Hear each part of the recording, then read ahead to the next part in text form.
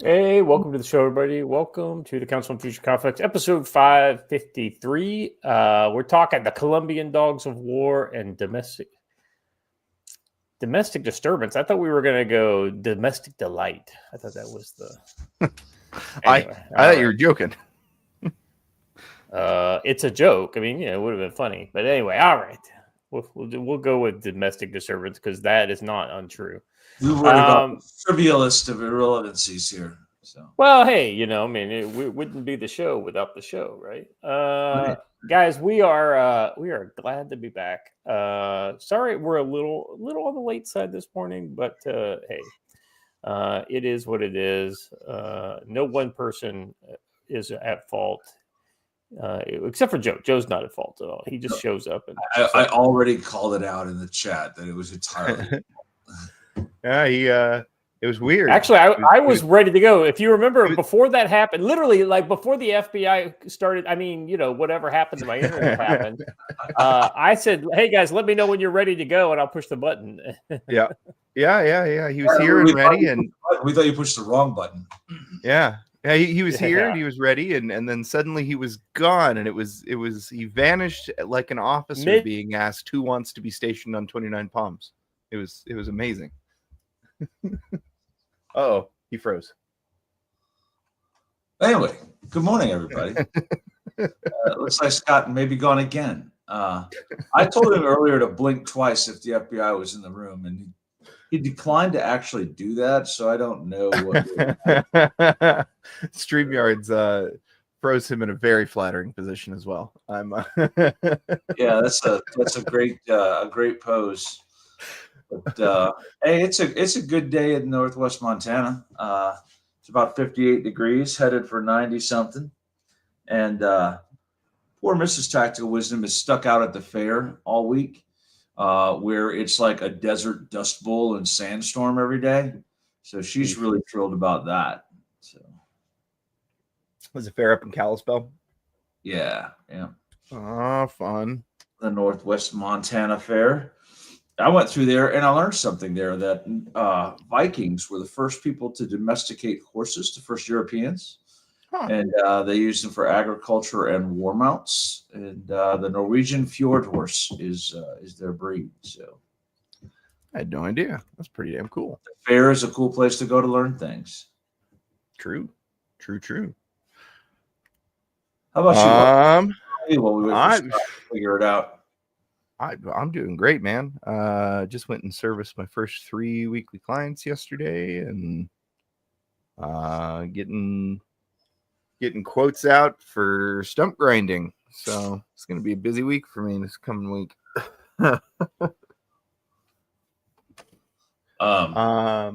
Sir, you must have watched one of those shows where they inserted Black Vikings into everything because. Negative, they were not. Oh, hey, I guess there is a little bit. What's that? I guess there is a little bit of update. So we got the e-bike Wednesday, and unpacked it and played around with it, and spent most of the day yesterday running around on it too. So that's cool. I can say so far that it's good. I want to thrash it a bit more before I give you guys a code, because I don't want to be the guy who gave you a code for $100 off a bike that falls apart after 4 days. So, I forgot another update. Listen, if you're ever somewhere and old Hong Kong says, "Hey, I'm going to cook the steaks," let the man do his thing. He knows what he's doing. Well, my wife was at the fair and his wife was out of town. We had a bachelor's night at his place, and man, we had some good steaks. So, thank you, Jim, for making dinner the other night. It was absolutely amazing.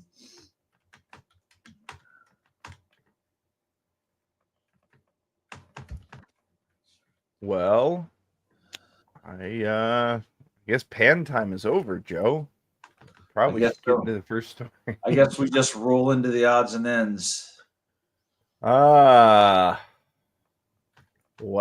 the first story is one that I've been hearing from a lot of different places. But apparently the British have had enough.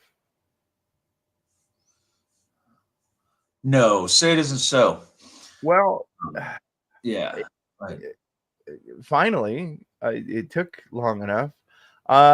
So I'm just going to say what I have been hearing before I get into the article, which is I am hearing that the British people are doing a very British type of dissent, which is just essentially in every small way in their lives that they can, are making it very hard for anybody who is an authority figure, represents the government in any way. Good, he's back. Yay! We panned and then we ran out of pan, so we got into the first odds and ends. But why don't you tell the people how you're doing today? Well, I mean, you can see how I'm doing today. I just had to restart my router again. So twice. Go figure. But my speed test is good now. I'm doing like 100 up and down right now. So excellent. Well, the good news is it enabled me to retweet it with yet another rhyme. So, excellent. All right. So where are we at? Just talking about we were just talking about how the British people have had enough. I hadn't yet started reading the article. I was just talking about the anecdotal stuff that I've heard, which is that Brits who are in a position to do so have essentially just decided that it is now their lot in life to make things as difficult as possible for every representative of the government who happens to have the misfortune to come into their lives in every small way that they can.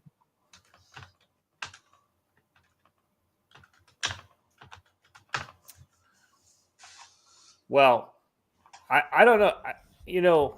What's funny is I just listened to Charlie Kirk's opening statement at the Oxford Union. Like he had his tuxedo on and all that kind of stuff. Mm-hmm. And he literally went on about how Britain was literally in the history of the world, Britain is one of the greatest countries because of all the things it's created. But unfortunately, everything that the Conservative Party has done for the last 16 years has gone to destroy their country. In almost every kind of point and way they could think about to do it. It doesn't. Well, I guess it doesn't surprise me that the British people have had enough. Well, and from what I hear, they have one alternative, and it's not even a political party. It is literally a guy who left his political party and is the only person saying anything that makes semi-sense. What are you talking about? As far as British political solutions go to the problem, it's literally one MP. It's one MP that broke away from his party. They have no political party to vote for. There is one singular MP who's actually saying what the problem is as far as immigration and all the various other policies that they've used to break Britain and trying to reverse them. It's one guy. I don't think it's just one MP. I think there are. I think. There are hundreds of politicians that are doing this in that country. Most and of them sad thing, do it here's and then the sad call thing, for right? more immigration. By the way, can you guys hear me? Can you guys hear me okay? Sort of. Sometimes, but it seems like there might be a delay. Completely broken to me. Let me fix that. Yeah, I can't. I can hear Joe fine, but Watcher, you're coming in robotically to me. So did you just say Watcher's coming in broken and stupid? Because that's what it sounded like. Well, I mean, yeah. I have never conducted an IQ test on the man. I think it would come back surprisingly high. Yeah, he's very smart. I think so too. I think so. Check. Any better? Anyway, let's see. I don't know. Let's maybe check out a couple of these video links that are in, and then watch your. Yeah, it's the internet. It's. I'm telling you, it's the somebody's coming after us, Joe. It's entirely possible. It is entirely possible. So I guess Watcher was talking about Nigel Farage, I guess. Yeah. Hold on, though. I need Militant Roots to expound upon this. What in the flesh heck is pancake spaghetti? Yeah, so that I saw that right before the show started. I was like, "What? Wait, well, okay, maybe." Crockpot broccoli. Did your wife just smoke a blunt? Good Lord. Anyway, it's trending on. Okay, so you guys. Okay, I'm sorry. This, as much as this British thing is great, I think we have to explore this new and delectable topic here. Oh boy. What is this? I'm gonna regret opening this, aren't I? No, yeah. Actually, it's one of these kind of things. You're kind of like, it's like you want to hate it, but then you're like, well, okay, so it's literally just like pancake strips. Right. Yeah, like it's been drizzled out on the and there's a bunch of different way people are doing it, I guess, and then the argument could be made that this is a non-fried funnel cake. Yes, maybe, yeah. I think you could probably go that way. It's kind of hard to make them huckleberry this way, though. I'm not gonna lie. I mean, but seriously, like, right? It's like at first you're like, "Whoa, no, that's terrible." Like I saw the disgust in Joe's voice, but now that you see this, Joe, you're like, I could see this at a. I can see it, but can you imagine how long it would take to make a batch of it? What? Nobody got time for that. Yeah, I was gonna say Hunch is the one who's this is some white woman shit.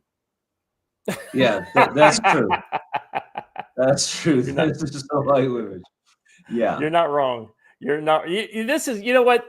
Somebody made a bunch of pancakes, and their kid freaked out about not eating pancakes. Too doughy or something like that. And then the mom kind of came up with this, and the kid loved it. Okay, so bring us back on track. All right, sorry about that. Let's go back to the British people. But there's a British thing they did yesterday where they somebody mentioned in the chat the cat call trap, where they had a couple of hot young police officers go jogging, and everyone I saw this at them or hollered at them was then arrested, and that's just literally crazy. Yeah, the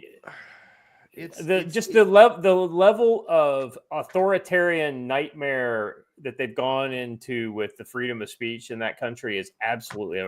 And you guess what? You don't see any of these Muslim guys getting rolled up for it. No. Yeah. Nope. They get a free pass.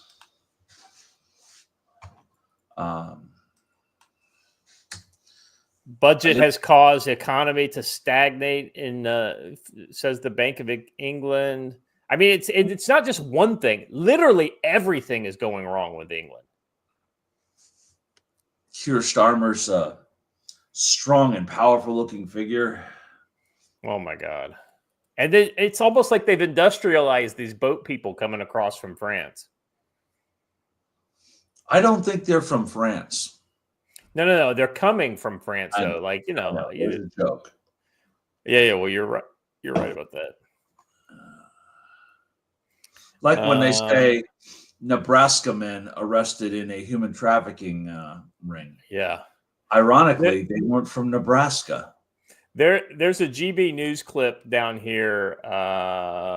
It should be the next clip you see. There you go. Big gap there, but let's watch this.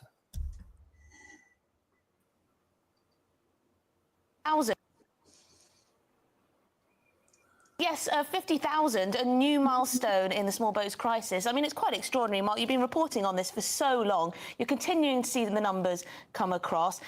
We're talking about all sorts of different types of accommodation. The cost is spiralling. I mean, where are we at the moment?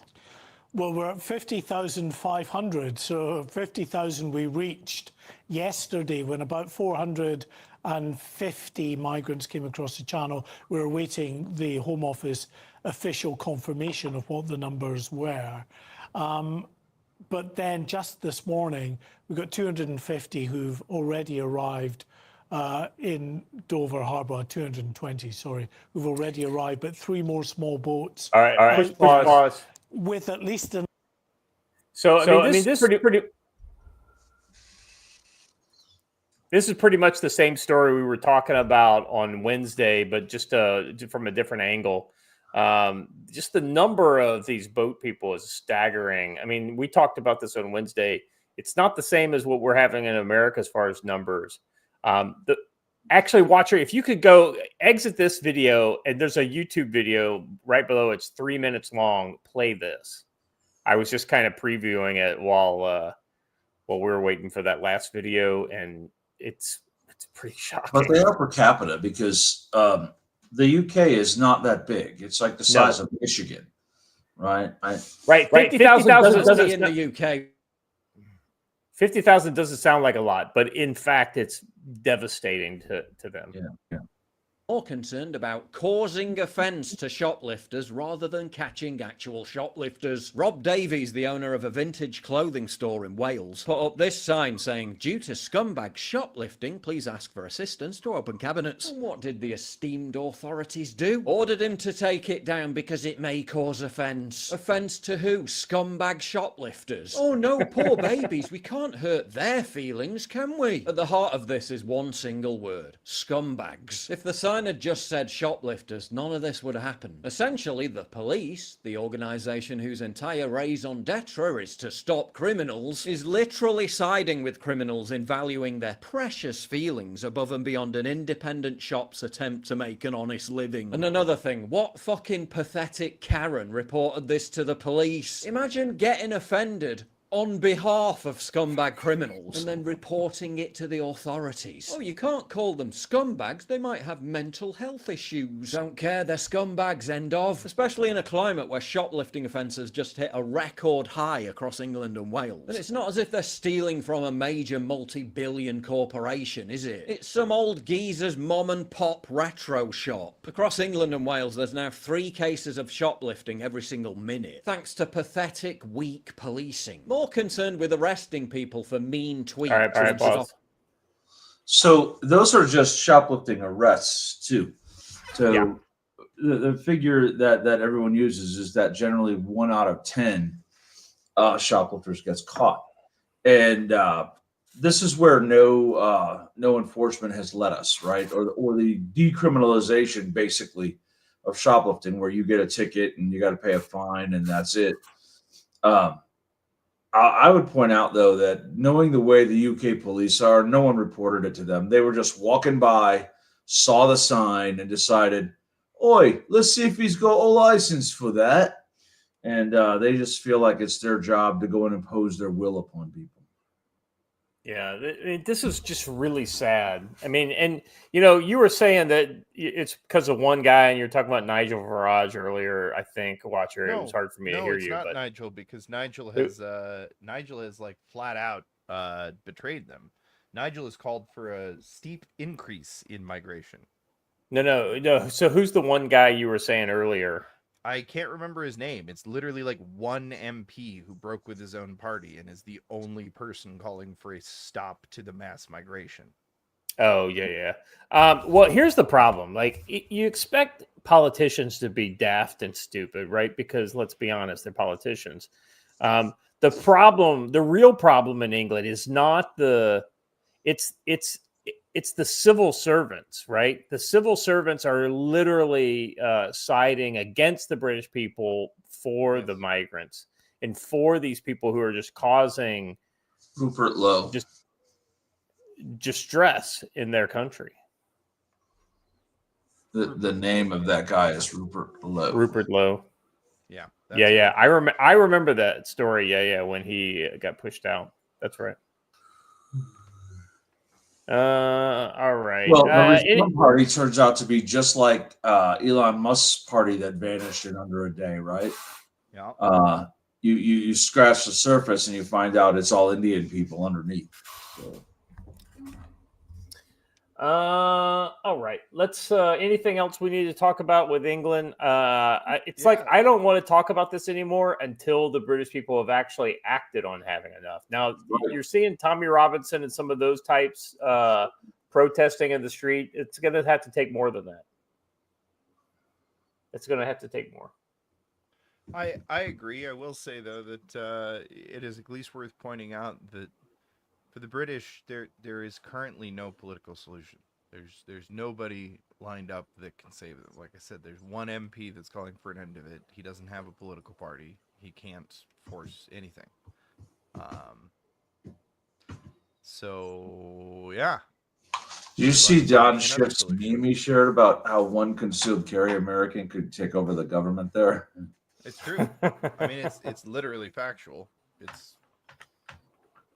I mean, you know, don't tempt us, right? With a good time. A Connecticut Yankee in Keir Starmer's court. He actually got a warning put on his tweet because of it by Twitter, because you know Twitter's all about freedom. All right, Serb. Let's move on to the next story. Serb protest turned violent as president clings to power. Yeah, once again, this I think this is a lot of the Euro meddling in Serbia.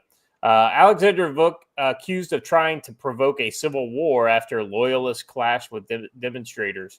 Serbian anti-government protests turned violent on Wednesday as supporters of the President Vučić clashed with demonstrators who have demanded regime change since November, deepening the worst crisis in his presidency. Tear gas was fired at the protesters in Belgrade, and thugs with batons were reportedly beating anti-Vučić activists who approached ruling party premises. While the Novi Sad video recording showed shots were fired in the air, dozens of protesters and police officers sustained injuries, according to reports, after a wave of demonstrations in cities across the country. Tonight, the government tried to finally provoke a civil war. I mean, they didn't provoke a civil war, though. This is so stupid. We will not allow them to continue destroying human lives. Together until victory, everyone in the streets. You don't think your violence in the streets has anything to do with it either? The latest clashes marked the significant escalation of the unrest that began last year when a train station canopy collapsed, killing 16 in the city of Novi Sad, exposing what many people see as government corruption and state dysfunction. The protesters expanded from being student-led to involving hundreds of thousands of citizens earlier this year. But they are no longer as restrained as they were when the students directed them to remain peaceful, raising the specter of more violence, analysts say. It's almost like maybe European agents, pro-EU agents, have infiltrated to stir up the pot a little bit. Well, let's say it isn't so. Color revolution style. Vučić has been president for about 1 million years, I think since 2017. But, man, crazy. Wednesday's protests were more organized in response to incidents in the northwest town of Verbas on Tuesday, where images showed government supporters throwing flares. Government supporters throwing flares, rockets, and bottles at demonstrators outside the ruling party's office, who hurled back various objects. So look at this straight. You got the riot police on one side, or you got the protesters on the other, and then you've got anti-protest, pro-government anti-protesters. Okay, all right, yeah. So it's not like this is like a single movement. We never even thought of bringing the army out, and there's no need. There's no civil war. I invite them to sit down and talk, Vučić said. The streets of Belgrade and soon Novi Sad are being cleaned of thugs. There will be no mercy for thugs and hooligans. And Serbia's always had a pretty significant hooligan problem in the past. And that was actually one of the main recruiting areas for some of the kind of more nasty units during the Civil War back in the 90s, were the soccer hooligans. Hooligan is a weird way to say absolutely violent thug. Well, they were specifically absolutely violent thugs that happened to really like soccer.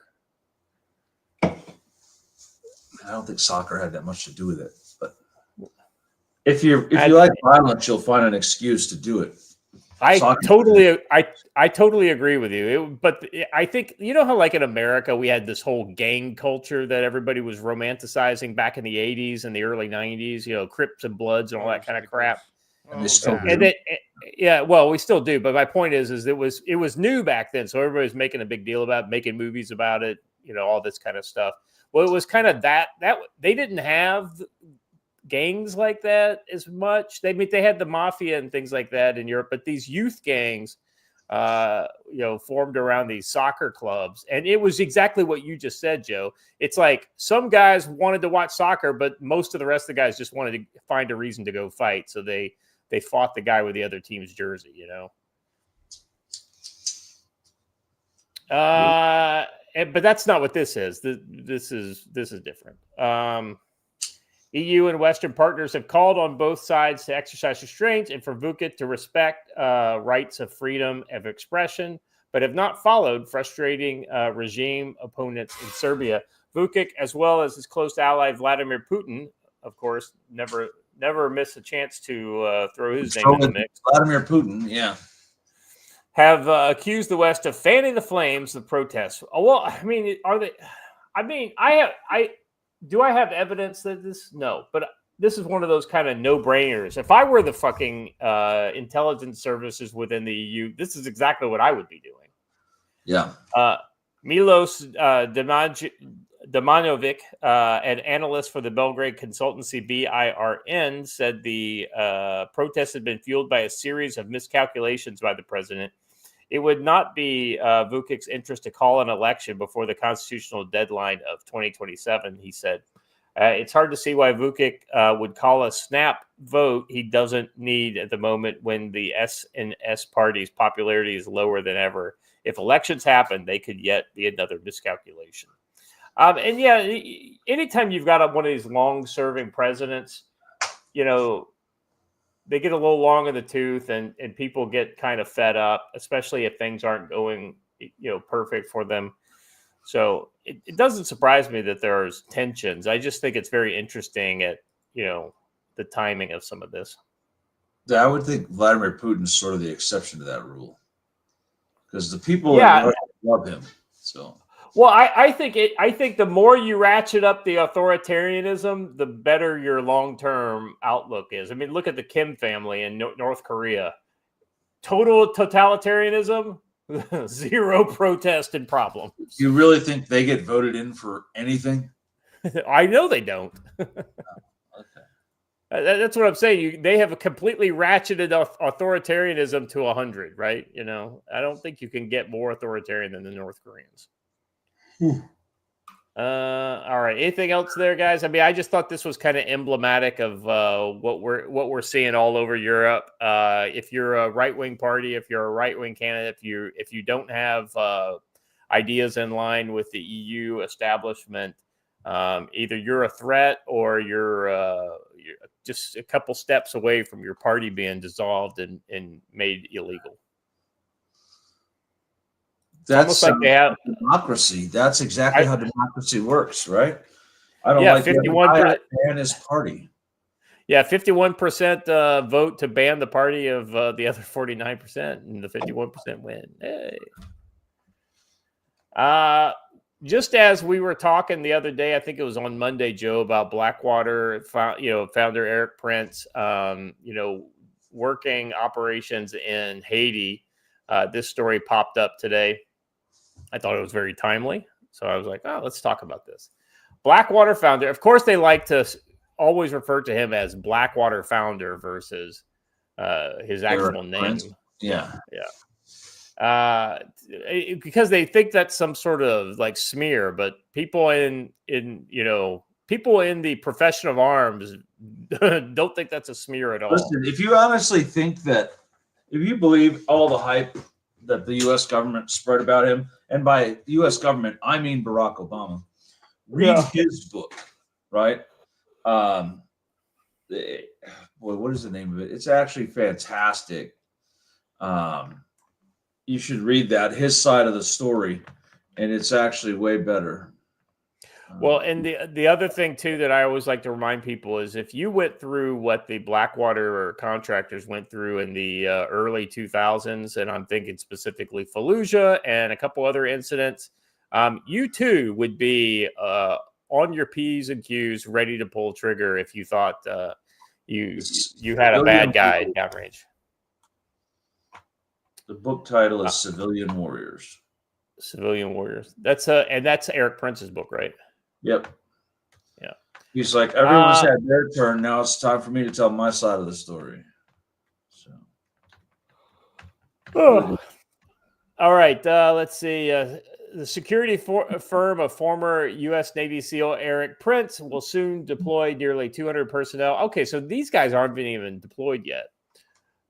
From various countries to Haiti as part of a one-year deal to quell gang violence there. A person with knowledge of the plan said Thursday, the deployment of by Vectis Global, I guess that's the new name of his company, is meant to help the government of Haiti recover against vast swaths of territory seized in the past year and now controlled by heavily armed gangs, said the person speaking to Associated Press on the condition of anonymity to discuss the plans. The company, which provides logistics, infrastructure, security, and defense, is run by Eric Prince, a major donor to the United States President Donald Trump. Prince previously founded the controversial security firm Blackwater. The deployment was the first reported by Reuters. Vectis Group will also assume long-term role in advising Haiti's government on how to restore revenue collection capabilities once the violence subsides. In June, Fritz Alphonse Jean, then leader of Haiti's Transitional Presidential Council, confirmed that the government was using foreign contractors. He declined to identify the firm or say how much the deal was worth. Let's see. Head of the Haiti Observatory at Global Initiative Against Transnational Organized Crime said the operations would violate U.S. law unless the U.S.-based private security company had permission from the U.S. government to work in Haiti. Well, Joe, what do you think? You think Eric Prince is going to roll in 200 dudes into Haiti without getting the attaboy from the federal government first? It doesn't. The State Department approves literally everything that he does. So, and if I remember correctly, the State Department is basically giving the money for this to the Haitian government. Yeah, and they probably said, "Hey, we're giving you this money for security assistance. You need to spend it here, right? Spend it wisely." Yes. Yeah. Oh, humor. Let's see. In the absence of coherent, jointly led Haitian and international strategy, the use of private firm is more likely to fragment authority and its sovereignty than to advance resolution of the crisis. A Trump administration official said the U.S. government has no involvement with the hiring of Vectis Global by the Haitian government. That's right, because they basically said, they didn't tell them who to hire. They just said, listen, you need to hire one of these I'm 7 pretty sure PMCs. In all honesty, they probably told him exactly who to hire. They said, take bids from these people, but this is the bid that will be approved. Yeah. The U.S. government is not funding this contract, or exercising any oversight, said the official who requested anonymity to discuss the situation. Yeah, but that doesn't mean they're not giving Haiti money, right? It's fungible. Money's fungible, right? The office of Haiti's prime minister did not return message for comment, nor did members of the Haiti's Transitional Presidential Council. These people don't have, listen, the people in Haiti, specifically the government, they don't have a pot to piss in or a window to throw it out. Beggars can't be choosers. So when something like this happens, and Joe, on a scale of 1 to 10, how effective do you think these contractors will be? I'm sorry, say that again. On a scale of 1 to 10, how effective do you think these contractors are going to be? Highly. Yeah. Highly effective. He's hiring the best drone operators that are out there, and they're going to be using mostly drones to do this work. So pretty solid. Let's see. The UN-backed mission has 991 personnel, far less than the 2,500 envisioned. and some 112 million in its trust fund. About 14% of the estimated 800 million needed a year, according to a recent UN report. The upcoming deployment by private contractors comes as after the recent appointment of Andrei Jonas Vladimir Parason as the country's new police director general. Parason once served as the head of security for Haiti's National Palace and was involved in a new task force created earlier this year, made up of certain police units and private contractors. Oh, wow. So it's almost like they have private contractors there already, and they're probably happy about it. And therefore, they decided, this is a good idea. We should continue to expand this because they're the only people that are fucking effective because our people are incompetent. It says that he's hiring guys for the street work that are Haitian American veterans. He's also hiring French Haitian veterans, and just Haitians he could find anywhere that have some actual real world training to put on the ground. So, yeah, I mean, if you've got somebody who can speak the language and knows some of the lay of the land already, that's invaluable.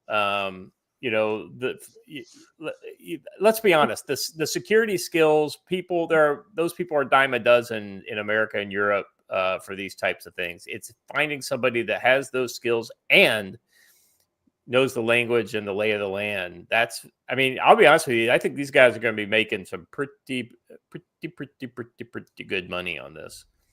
Well, they are. And that's why the Kenyan mission was doomed to failure. Kenyans speak English. They don't speak French. So it made it a little hard.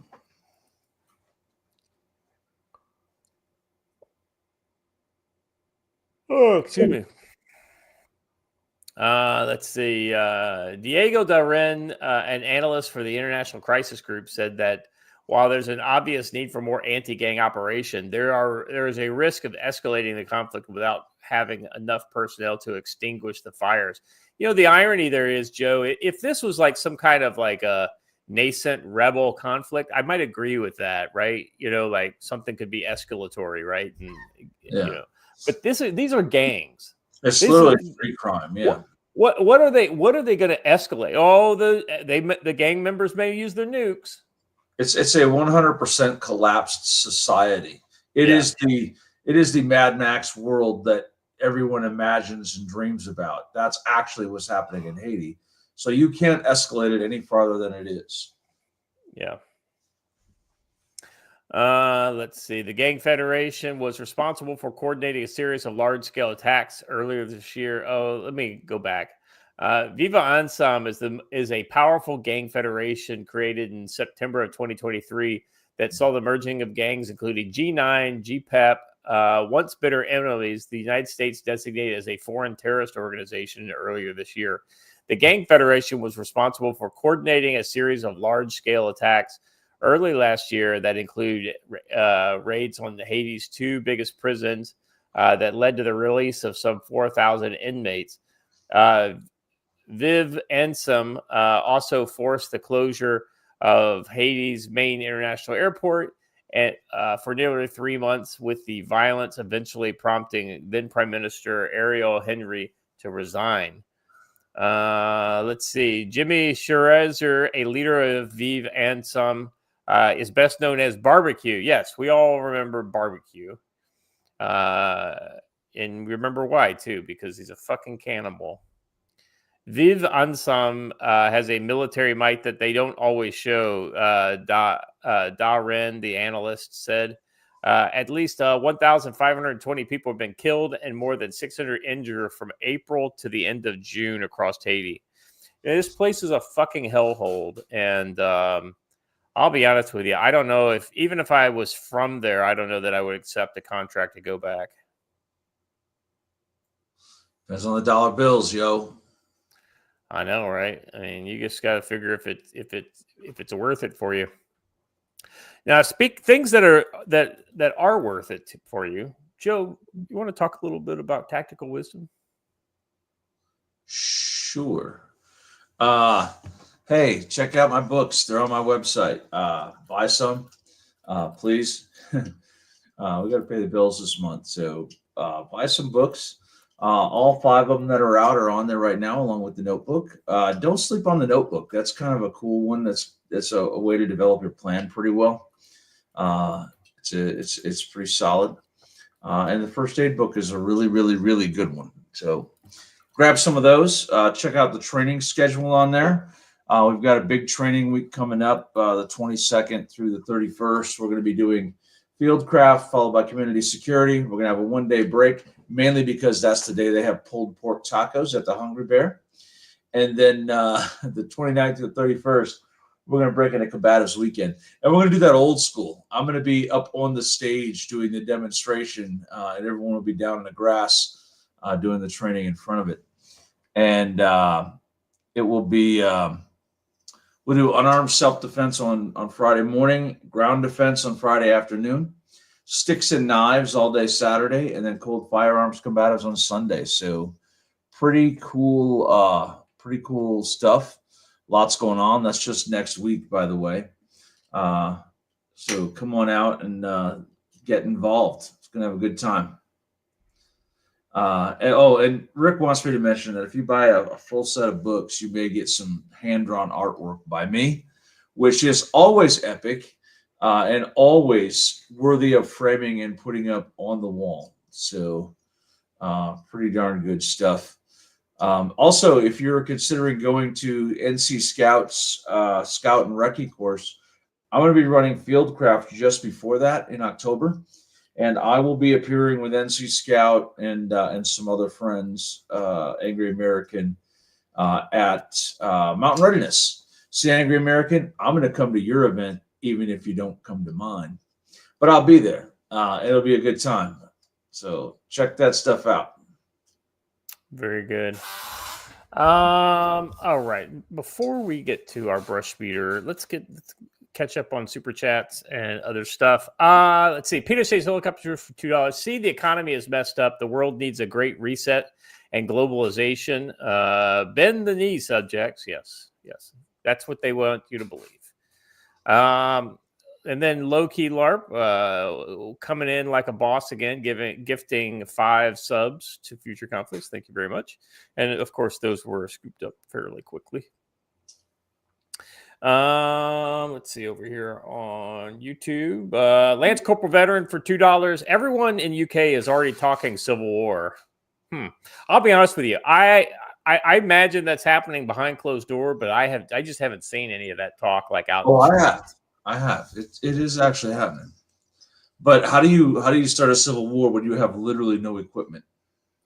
Unless you have some sort of a military coup or something like that. And I'll be honest with you, I just don't see that happening. Durna for $5. The protests have been blocking streets for over a year. Old ladies can't get back to their village after going to the market in town because the bus can't move. Yeah. I mean, this shit's pretty fucking ridiculous in the UK specifically, but man. That was about Serbia. Was that Serbian? Okay. But I think it's kind of true about a lot of places in Europe. Durna and I both have a little bit of experience in that region. Oh yeah. That's the whole. What is it? What was your experience over there, Joe? Were you? Huh? You did that. What is it? Some sort of a police contract or something like that. UN civilian police. Yeah, with DynCorp. So not that evil Blackwater. That's right. Yeah. That the much more evil DynCorp. Yeah, and Rob Painless. Yeah, the Irish are really good at digging holes. Absolutely right. Well, I have seen some videos of some street justice being visited upon some of these these scholars, the imported scholars from Africa, who definitely ended up on the worst end of the stick. Like these guys had hammers. Like they're like coming after these guys with fucking hammers. Talk about a weapon that will get deadly very quick if you're not fucking really just focusing on not hurting somebody. Dan's vacation. Welcome to England, Governor. Anything to declare? Why, yes, this is a matter of fact. Rather embarrassing. Seems I left a firearm in my luggage and it went unnoticed by the TSA. We surrender. Now hold on, son. It's just how it's sake, you see. 36 hours. 6 hours later. He sits on a skull, throne of skulls. That's the one that Don Schiff got a warning on by Twitter, so it's terrible. That's pretty funny. All right. Let's see. Let's do the Brushbeater ad. All right. It's the Council of Future Conflict, and tonight we're diving into Columbian mercenaries stirring the pot and domestic disturbances rocking the homeland. When world gets wild, you need skills to match. Enter our sponsor, Brushbeater Store, led by NC Scout, with training that turns chaos into control. Picture this. You're mastering the RTO course, locking down secure comms to outsmart the hired guns or the local unrest, all the while dodging the late night news crew. Level up with the advanced RTO course, where you'll decode signals and run electronic warfare like a pro, perfect for handling mercenary tactics or neighborhood flare-ups. And for the real deal, tactical combat casualty care teaches you to patch up wounds fast, whether it's a jungle skirmish or a street scuffle. Swing by Brushbeater's Yanceyville, North Carolina training ground where to gear up or to hit the brushbeater.store/collection/training. Use code CFP10 for 5% off courses, radios, or gear. Orders over $100 shipped for free. Big thanks to Matt, Brushbeater Store, for powering the Council on Future Conflicts. Visit brushbeater.store, drop CFC10, and train to tame the chaos. Back to the show. All right. I tell you what, man, we always talk about the RTO course, and I think it was, what is it? What's the other one we talk about a lot? The community security is yours, right? Yeah, Scout course. Yeah, the Scout course, the Scout and Recce course. Yeah, you know that we talk about those a lot, but you know there's a lot of different stuff that he does, and I think it's worth getting over there onto the website, just kind of going through and seeing what he does. He does that T-Triple-C course is taught by Mech Medic and Doc Teddy Bear, and it's absolutely fantastic. So you need to get to that. All right.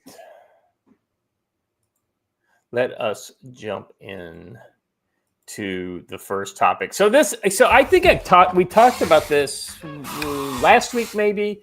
It was just kind of like, hey, did you guys see this? And you know, Joe, what I think we're seeing ever since, I don't know. I mean, you may disagree with this. You've got a little different viewpoint on this, having actually worked in the contracting sphere. But you know, from my viewpoint, there has been a kind of revitalization of the mercenary arts since maybe the late teens. You know, like that's when we started seeing the contractor work in the anti-piracy area. Wagner started flooding the zone again. You know, during the anti-ISIS stuff with the Syrian government. They were operating in Africa. China really started kind of getting a little more heavy-handed with their contractors in Africa.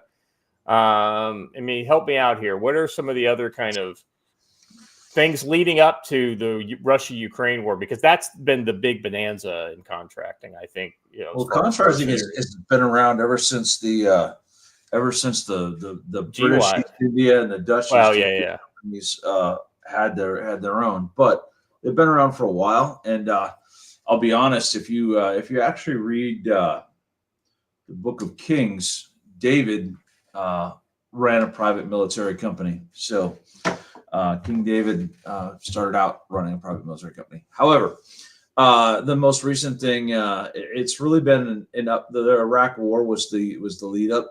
I would say Bosnia was the beginning. Then the Iraq War really brought them to the forefront, and they've been used ever since. These wolves of the desert have actually appeared all over the world. Great point. Rick says, remember the Hessians? Same thing. And the Vikings. A lot of people are pointing it out in there, but we're talking about the modern era, guys, the modern era. So it kind of went out of favor for a while, but came back strong. But yep, they're out and about and around, and really the big push was the Iraq War that really drove them over the top. Well, and one of the groups that provided a lot of TCNs is what we call them as far as security contractors. And the TCNs a lot of times were used for static position security. They were some of the kind of the lower tier contracts also tended to employ TCNs because they basically would work for a third of what an American contractor would, something along those lines. Joe, you might have more insight, but the point is that with say a Columbian, which is what we're talking about today, you would get somebody who has American training, combat experience for a third of the price as an American. That's why in like a lot of the American bases, you would see Eritreans or whomever on base security detail, while it was Americans and Brits on the off-base security detail, right? Yeah. You could get an Eritrean for way less than you can get a former U.S. or British operator. So, well, the irony is that the private military contractor took all forms of in Iraq specifically, where they literally did everything from cooking to laundry to truck drivers to construction workers, everything. I mean, everything that you can think of that wasn't literally military operations was being handled by some sort of PMC. Like, for instance, KBR, for instance, a great example of a PMC. Now, people don't think of it as a PMC because the KBR guys didn't actually carry guns. It was mostly, they contracted that out to other people. Correct. They weren't fighters, but they carried guns. The drivers all carried. Right. All the truck drivers had guns, and even though they were told not to, which is kind of stupid, why would you not have a gun in Iraq? And those were dangerous jobs, and a lot of them got killed in ambushes and things like this. But ultimately, just because you're not in a gunfighter role doesn't mean you're not providing a military service in a combat zone for cash. Hence PMC. But anyway, were some of the best. So, oh man, what are you talking about? You steak and surf and turf every what is it, Wednesday or Thursday or something like that? All right, this article here is called "The Desert Wolves." This is how Colombian mercenaries operate in Sudan. They didn't operate very well in Sudan last week, but they never got off the plane. But yes, well, yeah, those guys, that's kind of unfortunate. You hate to see anybody go up like that, good, bad, or indifferent. Unless they're communist, then it's kind of okay. Put that story on. They escaped from hell, says a retired Colombian military officer through a cell phone video call. He was talking to another colleague with whom he fought for 4 months as a mercenary in the civil war of Sudan in Africa, from which he returned just a month ago. It's hell with drones, mortars, and pickup trucks speeding through the deserts while the Vatnos play in the background. Vallenatos, that's the music. Both former military officers were part of the Desert Wolves Mercenary Battalion, the code name that for almost 4 companies made up only of retired Colombian military who have come to reinforce the Rapid Support Forces, or the RSF. An armed coup group that unleashed the war against the military government. I was telling my daughter the other day about this Sudanese civil war. She was, well, who's the bad guys? Who do you root for? I was like, the answer they're is all yes. kind of bad.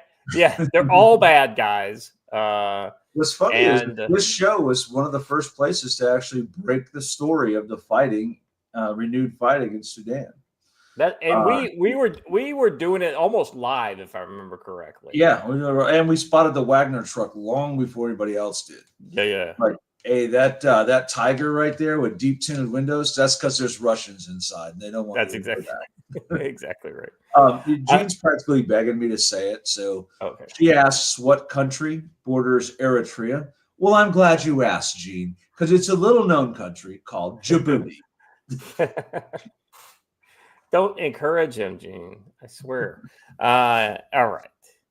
Let's see. The conflict in Sudan has turned part of the country into hell.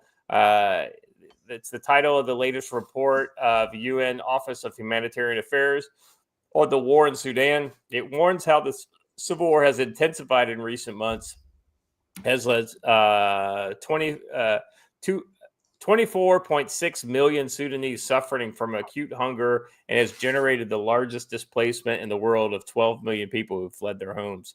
The RSF, the side that has been reinforced with Columbians, has been singled out for committing the worst crimes during the war, such as blocking humanitarian aid. They've all done that. All of them have done that. Let's see. With this armed group, there are about 300 former military personnel from Colombia, and many were deceived. They arrived there via transnational mercenary route led by retired Colombian Army Colonel Alvaro Quintaro, in alliance with UAE security firm called Global Security Services Group.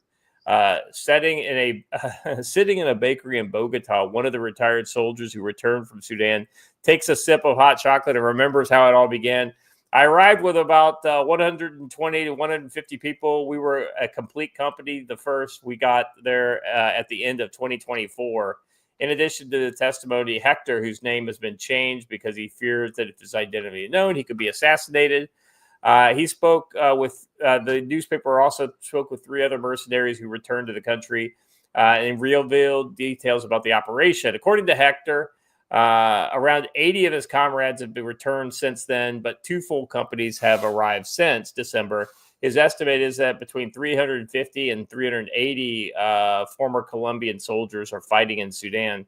Let's see, videos of the war and images with coordinates show that this level of involvement by Colombian mercenaries in one of the bloodiest fronts of the war. I mean, Joe, that's almost a full battalion.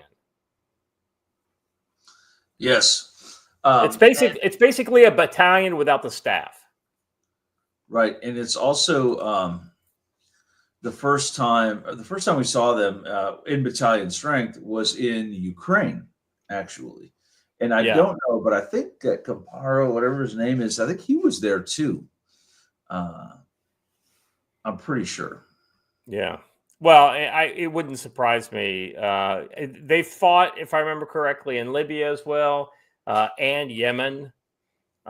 This specifically, this UAE-backed group. So, I mean, this has been basically you know how it is, Joe, and it was this way with American guys during the GWAT, right? So they'd go for 6 months to a year, I don't know, whatever, and then they'd have a shit ton of money, and they'd go back to the States, and then they would buy a new truck, and they would pay off their ex-wife, you know, get caught up on child support. Then all of a sudden, they're 6 months at home, and they're fucking broke again. And they would just pick up another contract and go back. So it became this kind of cycle of guys contract, you know.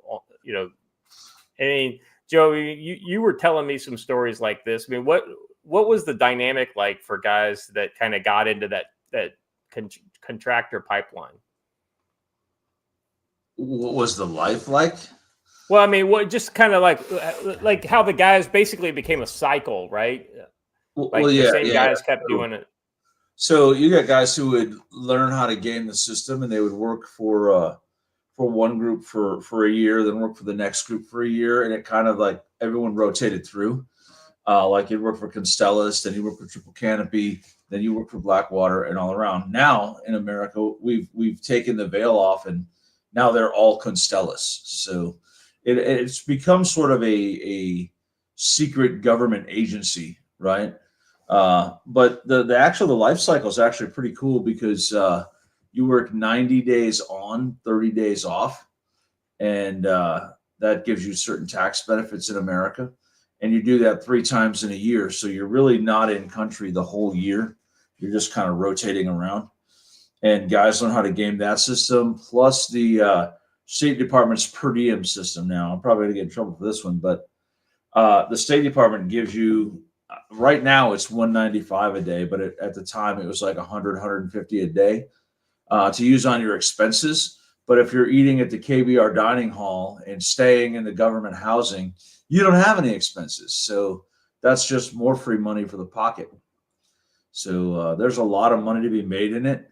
As long as your family's okay with you being gone, you can really make some good money on it.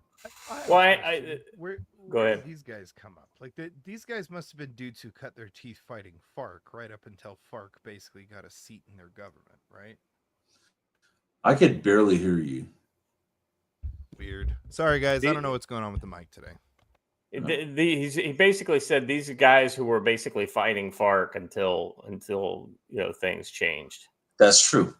A lot of them are former ELN guys, and a lot of them were the ELN guys who did not want to go into drug trafficking, so they found a way to actually monetize their money or monetize their lifestyle. And what's interesting is when you go to certain companies' facilities in North Carolina, you will always see Columbians there, whether they're government or non-government, but there's always a group of Columbians going through there for some sort of a training cycle. So pretty interesting. Yeah. Well, I mean, yeah. So yeah, some of them might have gotten hustled in the pool room on the second floor, but I don't know anything about that. Well, the funny thing about the Columbians is I think the most of the guys I think who really got into this game with Columbian, I read about these guys back in, this was early anti-ISIS era, right? Because that was back when we were fighting. They started fighting in Yemen. UAE and Saudi Arabia were fighting in Yemen, and a lot of them were like Colombian special operations and just infantry guys who had American training, right? And a lot of them spoke English, and that was kind of like their in, right? But then once that happened, you started basically getting like, hey, my cousin was a police officer and this kind of thing. And it became kind of this Colombian good old boy network of guys. And so it, not as many of them were like former military or maybe they just had basic training type thing. And then they went to a course, and then they put the sexy gear on and then, and then they just become, and there was an interview. I was trying to find it for this, so I couldn't find it, but there was an interview with a Colombian a couple of weeks ago where he said, he's like, he actually never got into a gunfight until he started doing contract work, but he got his first contracting work job in Yemen. And so he's been kind of bouncing, back and forth between Colombia and these UAE contracts ever since then. So that's where all of his experience comes from these contracts. Ryan, you said the magic word, and now these two are going to spurg out about Soldier of Fortune for the next 10 minutes. Thanks. Oh, yeah. Be a man amongst men. That's the Rhodesians. But that ad was in. That was it. I know. That's what I'm saying. And if I remember correctly, the magazine did feature a lot of Rhodesian stuff back in the early era. Back in the day, back when I would get it as a kid, I'd be like, this is cool. Hell, it was good. It was good in the 90s. The interesting thing about Soldier of Fortune was that magazine was like literally the best place to get conflict news around the world outside of the mainstream back in the 90s. Going back into the 80s, I didn't read it as much in the 80s. I read it all the time in the 90s, though. Like you could literally follow the fight between the Northern Alliance and the Taliban based on the reporting they were doing. Yeah, it was a good magazine. Now I know they have an online presence now, and hopefully they'll be bringing it back. But well, Lord knows there's enough mercenaries now in the world to be. You literally could have a wanted ad in the back now. Donations for Afghanistan versus the Soviets. Yeah, remember when the Afghans were the good guys? Turns out they were never the good guys. That's right. They were just our bad guys. Hold on, we have to pause things for the epic sniping from the bleachers over there by OGA Ron. We have to put that on the screen. Awesome. Well deserved. Congratulations on the Deputy Assistant Secretary of Defense role. I believe it's for force readiness, and I can't think of a better guy for this. And Ron, I'll be honest, Jim and I had dinner a couple nights ago, and your name came up, and we said, man, what a great guy in the perfect role. So fantastic work. I tell you, Ron, if you'd be willing to listen, I've got some things to whisper in your ear. Now, just I'm very from sorry. what I'm seeing. I'm very sorry, and I want to say first, congratulations, Ron. I'm glad we can pat you on the back, and now we know who to go to. He's I'm like, really I'm gonna be excited too see what busy to changes listen you to make. anything you guys have. Right. But I found something just for you gentlemen, and it took me just slightly longer, and the conversation moved on. But here you go. Nice. Oh yeah.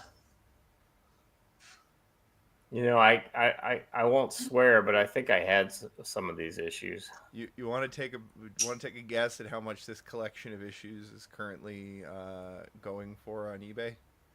What's the era? These are from the 80s, aren't they? Yeah, 83. Yeah. I didn't have these. What's it going for? $180.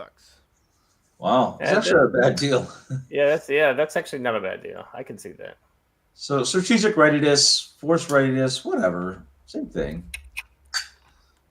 But yes, whispering is okay, but no tongue in the air. but Ron, you have to call it strategery. Yeah, absolutely, in the best American tradition. Ron, if you ever need anybody to give you some inside baseball about Korea, just let me know. He actually said whispering is okay, but no tongue in the ear. So. There you go. Yeah. But that rules out Scott. So I don't know. You and Jim were the ones that were sleeping close together on the floor in the bunkhouse that one night. That's true. But you know, the time after that, Jim was an absolute baller. It was 26 degrees this night, and Jim just took a sleeping bag and walked out into the tree line, and no one saw him until morning. He just like went out, rolled out a sleeping bag under a tree. Jim is like deuces. Yeah.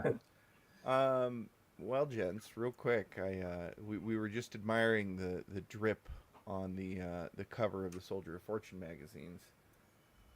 This guy clearly, this guy didn't realize that they didn't make the magazine anymore, because this could absolutely be a cover for it now. That would be. Let's rate this guy's drip. What do you think? He's got an AK on the back. He's got a SVD there. My favorite and part then he's got semi-hidden. My true judgment would be: is it an SVD or a PSL? So that's a good question. Considering that they're backed by UAE, I bet it's a SVD. I mean, look at it's got the extended receiver there. You know, that's got the extra distance. My favorite part of this photo is semi-hidden. Hello. You talking about the RPG?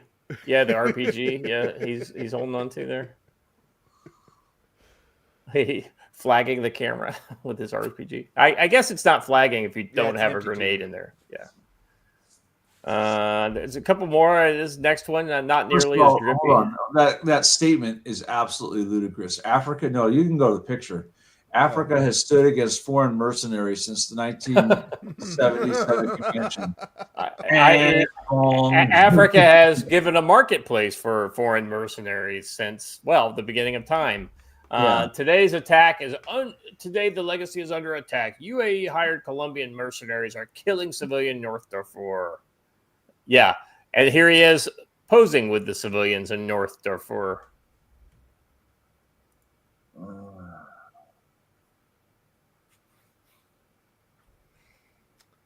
They blend in really well with the locals. You know, the way you can tell the Colombians versus the Middle Easterners, he doesn't have a beard. Yeah. Yeah, my core.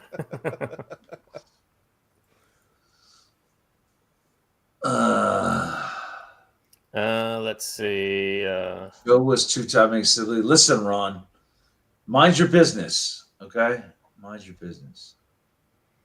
All right. let's go to the next one here. We got some footage. I can't remember. I don't think we showed this on the show. I think I shared this, or maybe we did. I don't know. Well, we can watch it again. It's pretty good. Doesn't footage. look familiar.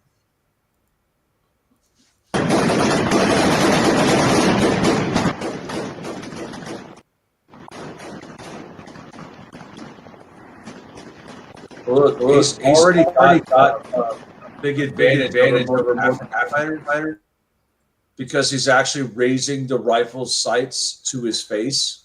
Yeah, he's looking down the. Yeah, looking down the sights, aligning his body in the same direction as the rifle. I mean, these guys actually know what they're doing as opposed to most African fighters. They also seem to understand leapfrogging. Well, basically laying some suppressing fire down while the other guys go across, I wouldn't have done what the one guy did. You are either crossing the road or you are engaging the enemy. You do not engage the enemy while crossing the road. Here's the thing you notice. When the African guys have to come along, the Colombian guys are like, all right, we're moving on. It's like nobody sits these last three to come across. They're like, we're out. Yeah. And so see, this guy's like, we're out. You're on your own. Ron, I'm not paying you Cactus child support. Stop it. That's a big old tube. Yeah. So hold on, you guys need the sound on that. Let me. That's a big old tube. You got the Russian war? 82? No. I don't know what it's not. It doesn't look big enough to be a 120. I can't remember what the Russian, kind of, because it's too big to be an 82. Well, Russians have an 84, but no, I think theirs is 82. You know what? I just realized what might be wrong with this. What? We're using a Columbian for scale. Well, that's a good point. Let's see here. We got and so just when you thought foreign fighters coming from Western countries is Iraq, we saw that. Yeah, I mean, it's Africa. What do you expect? Just when you thought it was on the side of the countries, Mali says a thwarted coup supported by foreign states, specifically French. Mali's military junta, I love juntas, arrested two generals and a French national, accused them of attempting to destabilize the transitional government. Scroll back up the photo for a second. What do you notice about the boss man's bodyguards? They actually kind of look like they might know what they're doing. I'm betting they either speak Russian or French. Well, French would be my bet. They look. I was gonna say they look black, so they probably no. French. Just the one does.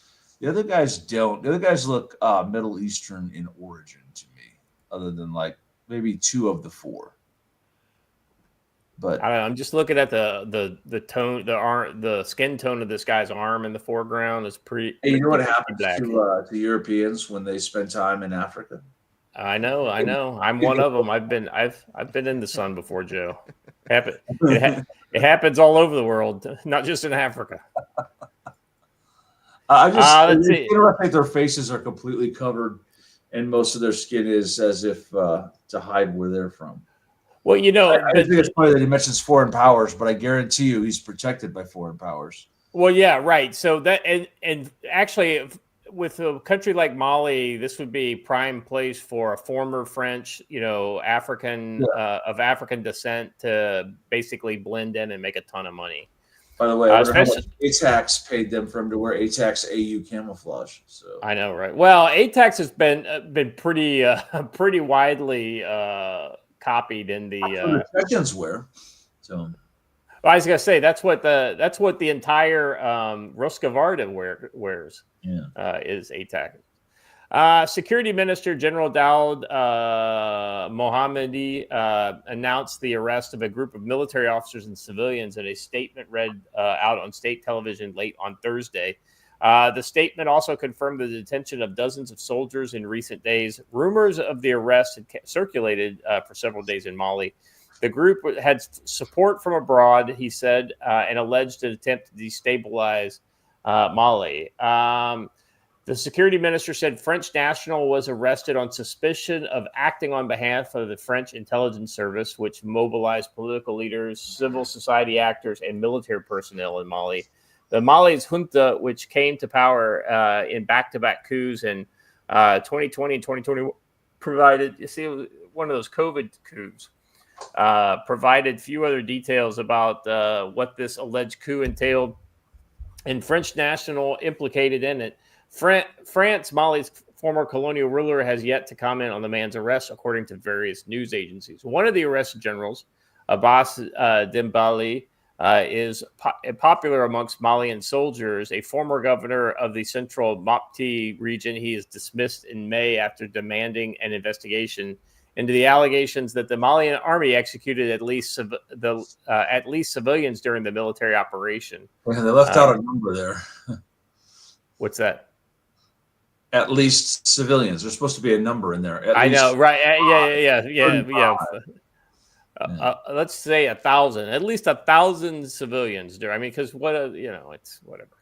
Mali's military crackdowns on dissenting voices. The development comes amidst ongoing crackdowns of dissent by Mali's military following a pro-democracy rally in May, the first since soldiers seized power nearly 4 years ago. Let's see. An analyst in the Moroccan-based policy center of the New South told the Associated Press that Mali's military is aware of discontent amongst the population and members of the military.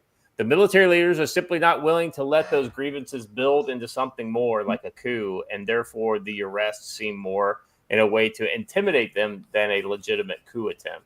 Let's be honest. When it comes to these African juntas, anything goes. So any guess is probably as likely to be accurate as any other. But knowing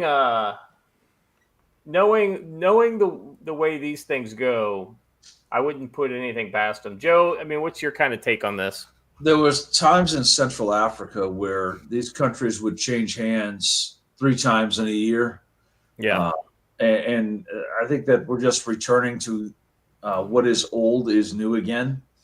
I think this guy's probably not long for the world if he's just put down one. Whoever supported him is probably going to be like, okay, well, we went the budget option and it didn't work, so let's up the money and things will get different. So it's gonna keep on going. The Sahel is going to be full of coup attempts back and forth. It's going to get interesting. Well, and the last link here is another one from Mali. And once again, we're finding the dogs of war are at their work. These guys appear very Russian. No, the last link in the section. I'll take a black Russian, please. Well, these aren't black Russians. These are the Russians we were looking for. White as the day is long. Yeah, I don't know about if I want to use my PKM as a hand rest or like my suppressor in the dirt like that. I don't know that I would do that, and I don't know that I'd wear those shoes. But oh god. Well, but hey, yeah, I was so busy with the weapon undiscipline there. The shoes totally skipped me over. But wow. Combat. But when you're a Russian, I mean, this is exactly what Russians do. They wear Pumas in combat, and they are what you call laissez-faire. I'm also always amazed at dudes walking around with a dump pouch open when they're not actively involved in combat operations. Right? Well, I'm just surprised he doesn't have the butt pad that all the Russians and Ukrainians have all the time. Well, he's out riding on tanks. I am happy to see a return of the belt kit, though. Look at all that stuff on his belt. He's ready to rock.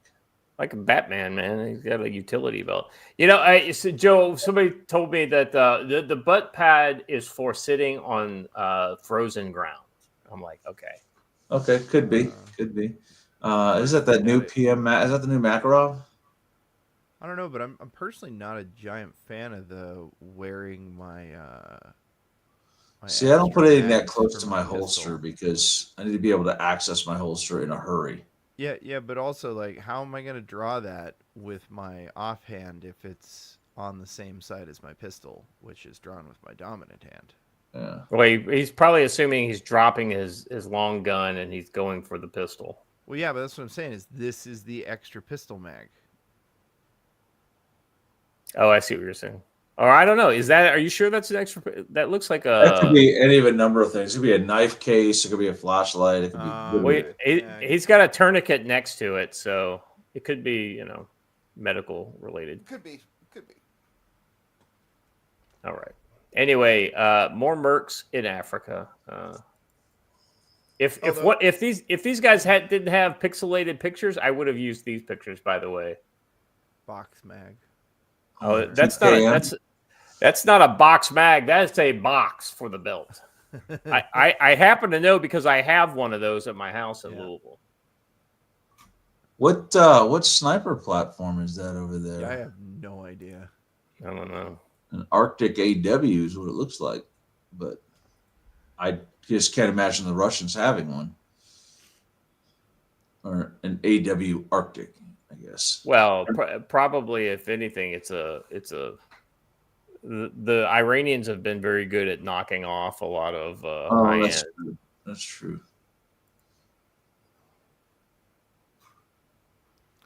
That's on his. Oh my God, you're totally right. Hold on, chat spotted something. Huh? What? Huh? What One about of it? these things is not correct. His hands are like directly over his muzzle to take. That's what I said at the very beginning. I was like, I'm not a big fan of the way they handle their weapons, whether it's covering your muscle with or you're putting your suppressor in the dirt. And listen, if I'm taking a knee in Central Africa, my barrel is pointing outboard, right? Yeah. The only reason to take a knee is to pull security. We don't pull security with our muzzle in the ground. So. Whew. Oh boy. Anyway, Camel Guy had a good picture though. like I said, if the pictures are very, very African, merc, this is Africa kind of stuff. So, all right, moving on to our domestic disturbance, or Oh, this man, we some stories we toss are kind of like tossing a grenade to clear the room, and this first one it kind of feels like that. Not good. Lance Corporal Veteran for $2 says, look up this French FR sniper rifles as a comparison. Yeah, that could be it. That's longer than an FR to me, but hey. Oh, it's got a suppressor on it. Yeah. Okay, I'm still waiting for it to open. Here we go. 5 Indian hotel operators charged using minors to run drugs, sex trafficking rings out of Nebraska. So these aren't trafficking minors. These are minors running the... Well, no, I mean... it's both, actually, I think. Yeah. They received a range of federal violations. The center around the alleged conspiracy to engage in labor trafficking, sex trafficking, a harboring of aliens at several hotel locations in the Omaha metro area. More to the story because as much a big deal as they're making of it, it's the second time this family has been busted for the same thing. So the first one means nothing happened. Yeah, they got off. And this isn't the only area that this family runs hotels, I will add. They own hotels all over America.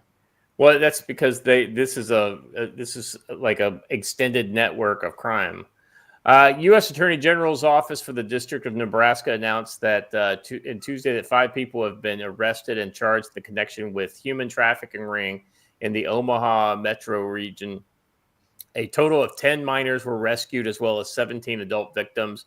In the morning hours of August 12th, federal search warrants were carried out in the American Inn, the Inn, and the New Victorian, all in Omaha, as well as the Roadway Inn near Bellevue, per all U.S. Attorney establishments. I know. I've heard of all of these.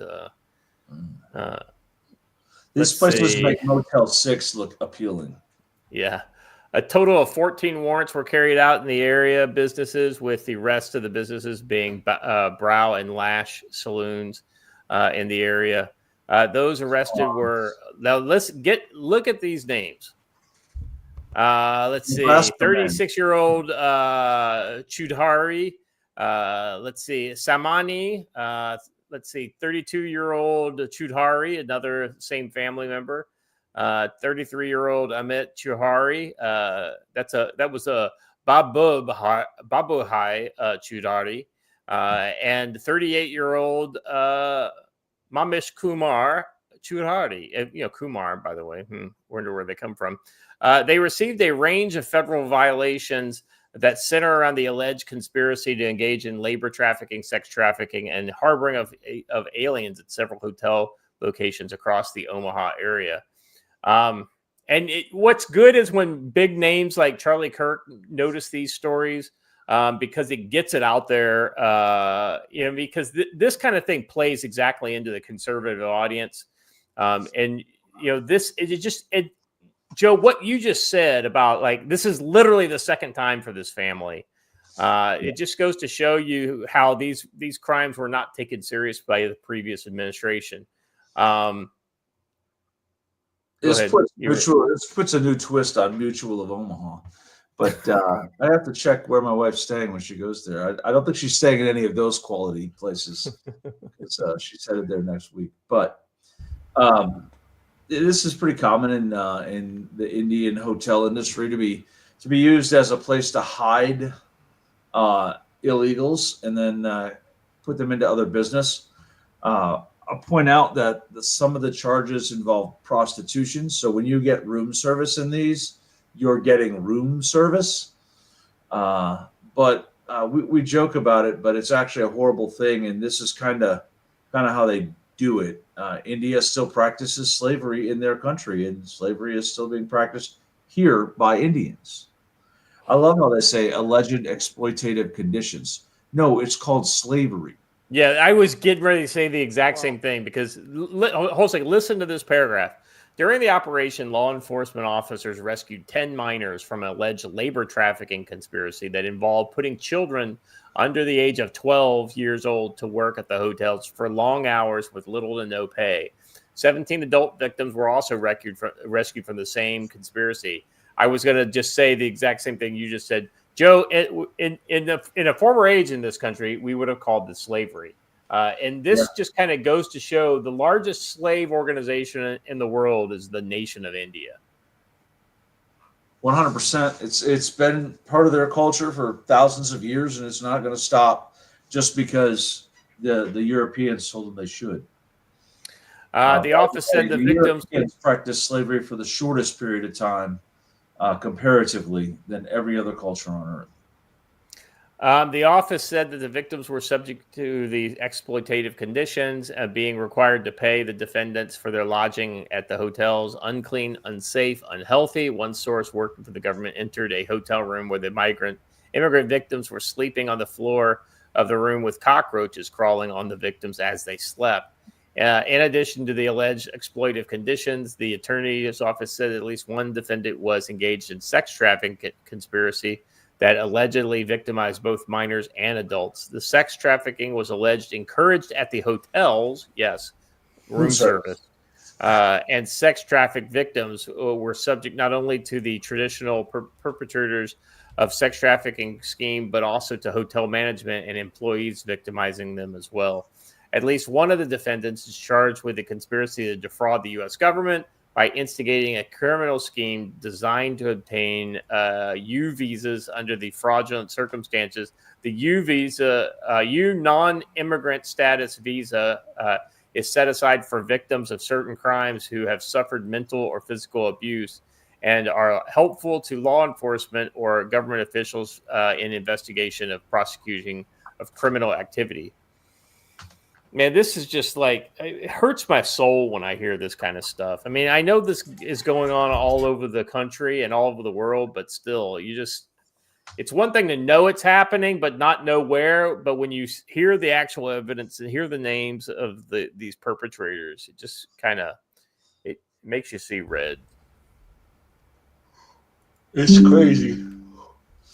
One of the defendants was also allegedly had engaged in conversations regarding bringing someone from India to America and how much that would cost. Some hotel employee crossed the Arizona border several years ago and reported to Border Patrol that they would be residing at the defendant's hotels.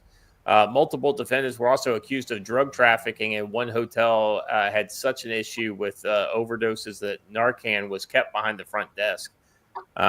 With over 565,000 in U.S. currency was seized by authorities, and that was allegedly money involved in money laundering.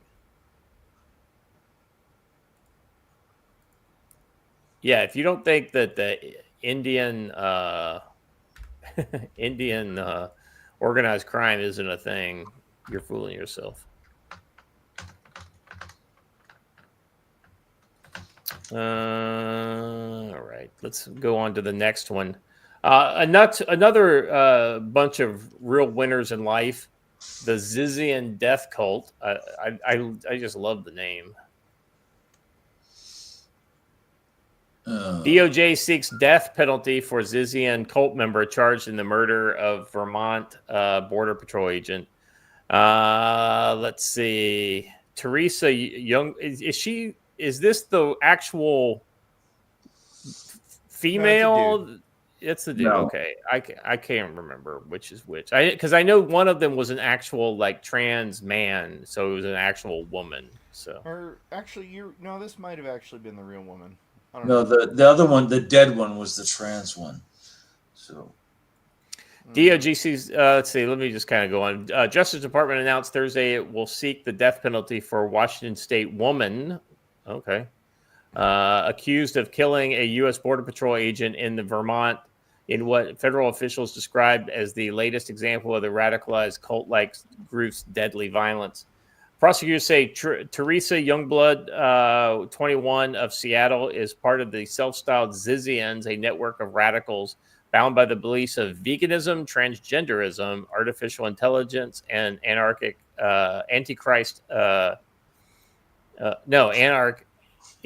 Anarchist. I just think. I assure you that any intelligence this group has is artificial. It's artificial. That's exactly right. Anarchist ideology. Members of the group have been linked to 6 murders across 3 states since 2022.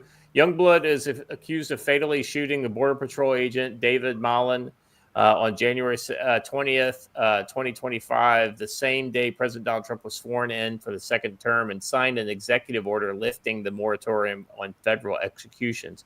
The federal grand jury in Vermont returned a superseding indictment Thursday. What does that mean, superseding? It overrides the first one. Oh, okay.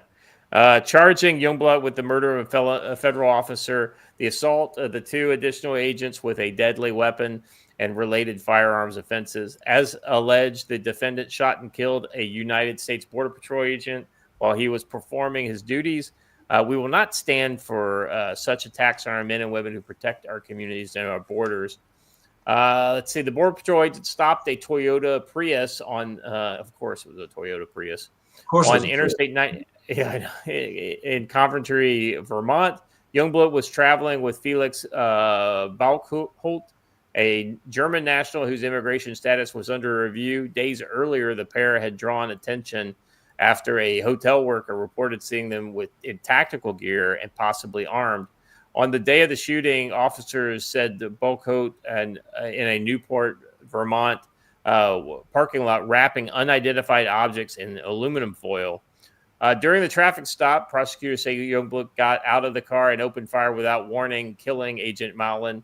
Balkholt also reached for a weapon, but was killed in the ensuing shootout. That's good. Cheaper on the taxpayers. Authorities recovered 2 semi-automatic pistols, a .40 caliber and a .380, linked to the members of the Zizians. The investigators say Zizians form around Jack Lasota, who identifies as transgender, also known as Ziz. Anyway, so it just goes into the history of these. And it's just good to see, like, we're actually catching some of these people who are, we talk about these weekly terrorist attacks, right? And this was one of them.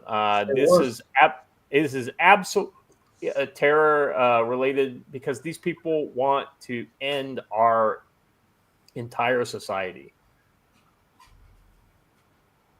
Yeah. Yes, Caravaggio, absolutely true. They believe in the transhumanism nonsense.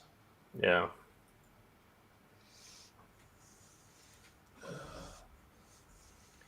Oh, all right. Let's see. Let's skip this next story and go straight to 45 arrests made in Washington. Well, I've got just a brief, because everything's been so heavy so far. Oh yes, you want I to? did just want to say, did you guys see the assault sandwich? Oh yeah, I saw this. Pretty Well, good. I don't know if you saw this, but somebody has released some ballistics testing about what one of those assault submarine sandwiches can do to the human body. And listen, if there's children in the room, I warn you, please turn away.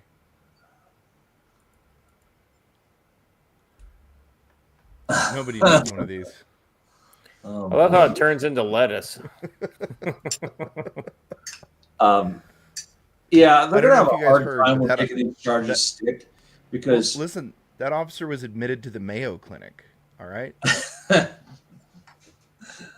you got a million of them. But aside from Mama Cass, who has ever been harmed by a sandwich, right? Well, clearly that federal agent was charged because they got that guy on aggravated assault. He twisted a sandwich at him. So as I said last night, I'm like, who's ever been harmed by a sandwich? You can't get aggravated assault. And I was told by this wonderful woman I know that Mama Cass was assaulted by a sandwich and almost died. I'm like, you went with Mama Cass? I mean, that's sort of the exception proving the rule. Right. It was a very ham-handed attack on the officer. Well, I mean that I for all the things the guy went through, I think assault with the sandwich is about the only crime Richard Jewell ever probably. Let us pray for a speedy recovery. Did he assault him with a weapon or a sandwich? Tomato. Tomato. All right. Well, this so salami slicing will never stop. Oh my God, Joe. Emotional damage. So he actually, instead of being arrested for having a fine, succulent Chinese meal, it was the other way around. I just want to say the founding fathers Who died never now? envisioned sandwiches like this. Oh, Cassandra, Mama Cass. Ban assault sandwiches. It's for the children. The problem is what made it worse is that it was a Subway sandwich, which is all ham-based meat, and the officer's last name was probably Scheinbaum. Oh, here's what it is. Now now we're looking at hate crime enhancements. Yeah, get the FBI. Yeah, he hates the FBI. Well, I mean, as one does. I'm sure Jared would appreciate your sandwich jokes. Listen, Jared's in trouble because he touched sandwiches before they were ready. And that's his own fault. Jared Fogle. Derna. With a deli weapon. I hate to say it, but Jared Fogel's kind of a deep cut too, right there. When was that? Was that the early 2000s or mid 2000s when that went down? It's been a while. 20 years. Yeah, pretty sure he's still in jail too. Oh, I'm sure that motherfucker's never getting out of jail. If some dude in a pink shirt throws a floppy footlong in my face, I'm getting PTSD. Yeah. Well, apparently, I non-confirmed, but I'm hearing that guy was a DOJ employee. He was a DOJ employee. He was a DOJ employee. Let's see. There were 45 arrests made in Washington in the evening of August 13th, according to FBI Director Kash Patel. President Donald Trump's quest to fight crime in the nation's capital continues amidst federal government's takeover of the city police. That doesn't sound like a lot, but that's like half a year's arrests for the DC police under the previous control. The FBI and our partners made 45 arrests, 29 immigration related, 16 tied to violent crime surge, and 3 firearm seizures up Patel Road on X. It says 1 was possession of child sexual material, assault on a federal officer. That would have been the sandwich. Illegal firearms. I love how they go with assault on a federal officer as the first one. So like this, the assault sandwich is like leading the way. So, no, the last one. Oh my God! Go back to the tweet and open it up. Look at the last one on there. Subway sandwich. Subway sandwich assault. But I need to know if it was a BMT or a spicy Italian, because that makes a difference. Cash, you need to do a little more before I give you the all is forgiven. But that's you're making up some ground there with that. That's pretty good.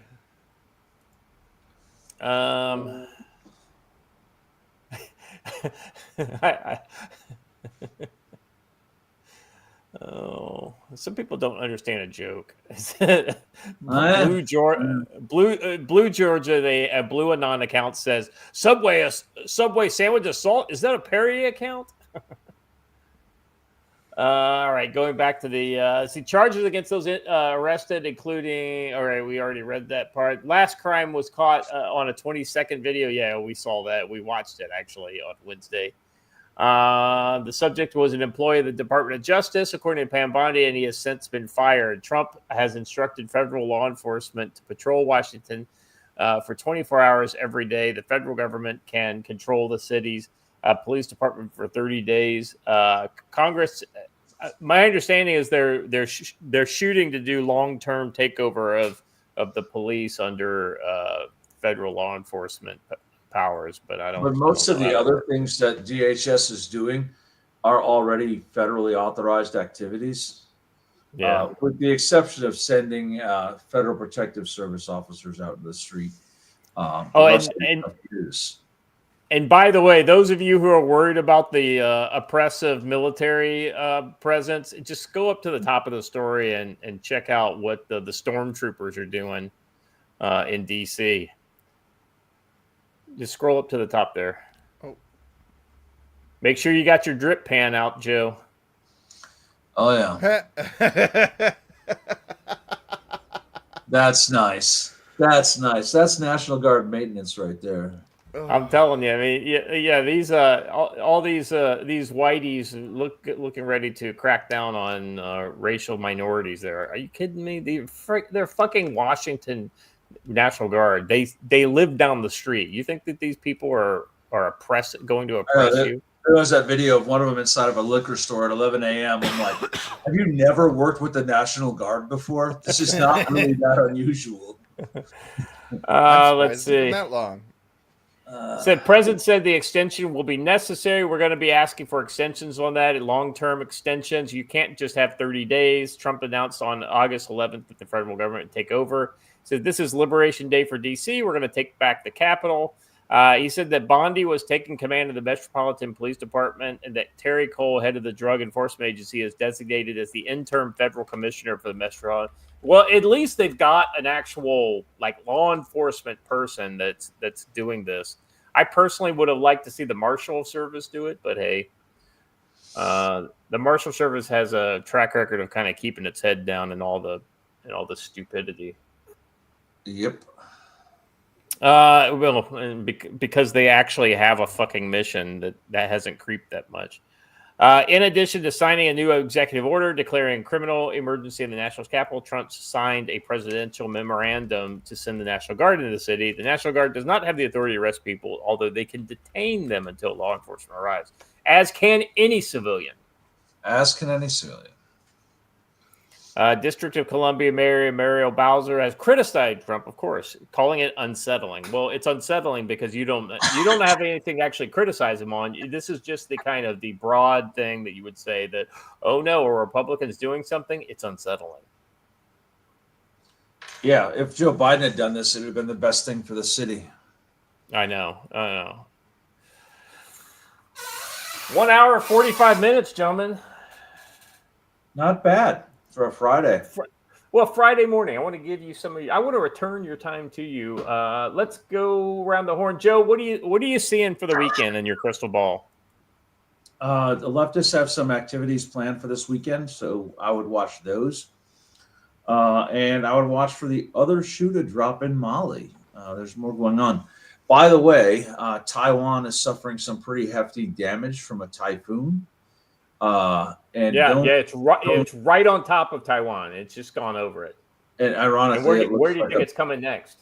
Phallic image, but anyway, you're right. It does. It looks just like a phallus. do not discount China taking advantage of that, right? China tends to always see opportunity inside of a crisis, so we'll see what they do. Well, the one thing, the opportunity would not be during the typhoon; it would be following the typhoon. But yeah, you're 100% right, Joe. Yeah. Taiwan has really gotten the shaft. That was a hard storm. Jay Clark, you're on fire today. What a kick in the nuts. I hope that typhoon goes over towards Japan and not towards Korea is what I'm hoping. Oh, yeah. All right, Watcher, what you got on your card for the weekend? As I predicted Wednesday, the leftist women have yet again decided that now is their time for protest, as shrieking into the void has produced such great results for them in the past.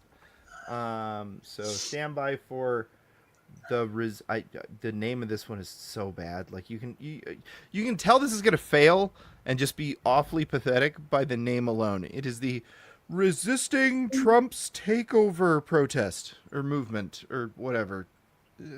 Here's what I don't understand. Why don't they call it the resistance? Like Riz, like Riz. Oh, because they are boomers. Like the meme energy, the meme magic has gone entirely out of the left.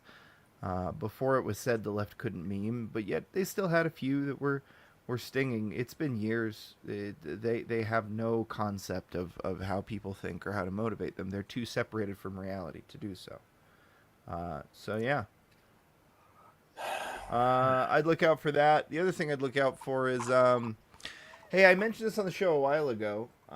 They're starting to revoke CDLs from CDL drivers who are unable to speak English. I would watch for that to accelerate rapidly. After a, I don't know if you guys have seen this. I don't want to show it because it's absolutely awful. But in Florida yesterday, a set of Indian truck drivers tried to make an illegal U-turn on a highway at highway speeds on an authorized vehicle-only gravel crossing, sending their truck across the highway, causing the minivan directly behind them to run into the trailer and become wedged and killing everyone involved, or at least everyone in the minivan. This is going around the waves now because it turns out that the driver was filming himself when it happened. So that video has come out. And I would watch for what I am seeing already on social media is unmitigated rage. There are people already trying to find these people because the police have not released their names yet. I think that issue in particular, non-domiciled commercial drivers, that is a major flashpoint that I don't think anybody's tracking or paying attention to, but I think it could legitimately cause lynchings.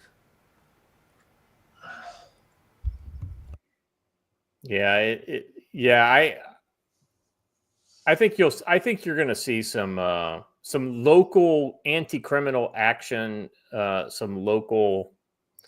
Joe, I wouldn't be surprised if the first kind of organized violence is not violence against the government, but it would be like basically